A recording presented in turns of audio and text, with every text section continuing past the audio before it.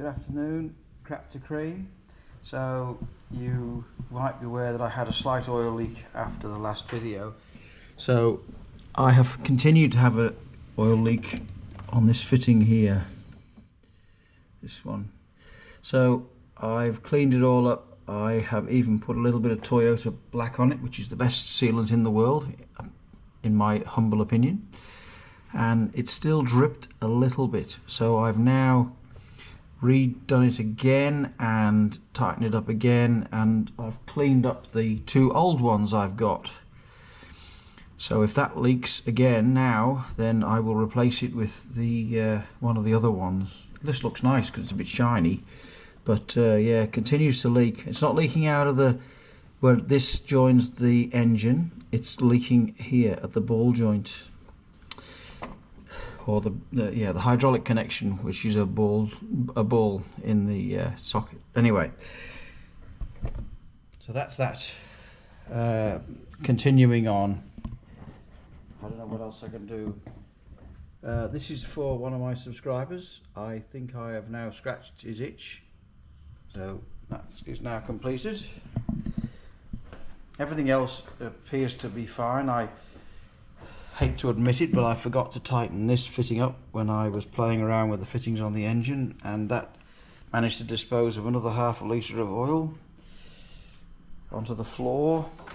I'm not having much luck with oil leaks in this car right now. So I've now put the two kick panels in. That one. The fire extinguisher's gone back in. It's the only car I've ever had with a fire extinguisher in it, so I don't know what you can read into that because it was already installed when I got it.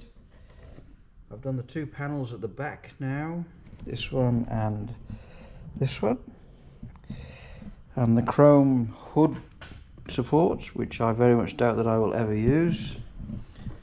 I bought a Roadster to have no roof. Anyway, so that's that done.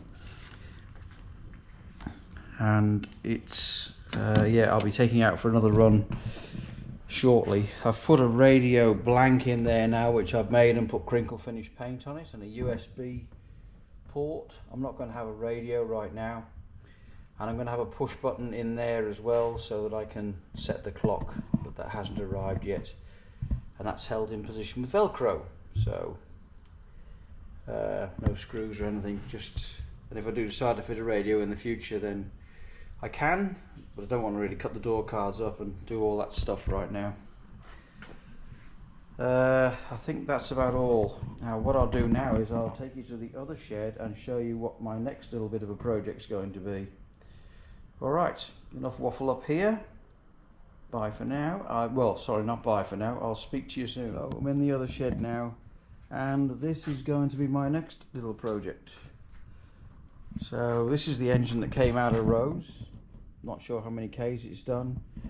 It's yeah, so I've taken obviously some of the parts off it because I needed some parts for the other engine, like this plug here that was the one that got forgotten to be installed. So anyway, yes, I will now proceed to strip this, inspect and overhaul. So as you might notice, some of the nuts and bolts are missing and some bits and pieces are missing. I just put them back together again because I needed some bits out of this engine for the other one. So yes, this is my next little project now, and I'll start this in the next couple of days. Start taking this apart, take the bottom end apart, have a look, see what's going on in there. Don't know what I'm going to exactly do with it yet. It's got some plus 20 pistons in it, so it's already had a rebore at some point. So I'll check out the bores, see what state they're in, and have a look at the rings, etc. And then yeah, it had good compression when I stripped it down. It had between 160 and 175 on all four cylinders, so it shouldn't be too bad. It might be just a quick overhaul, we'll see, but yeah, that's the next plan. Onward and forward. Okay, that's it for now, and bye for now. So I just remembered, I've taken these and cleaned them on the lathe.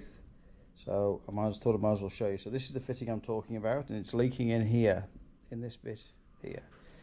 Not this bit here, where the copper washer is. It's the bit on the top. I don't know whether it's got something to do with the stainless steel braided lines or something like that, but yeah, on the other one that I've got with the new fitting, it's leaking.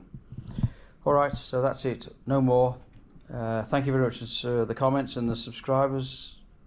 Great, marching on and forward into the new year, and hopefully I'll keep you entertained with the engine rebuild coming up, and I might take Rose out for another run, hopefully a bit more successful than the last one that involved a tilt tray.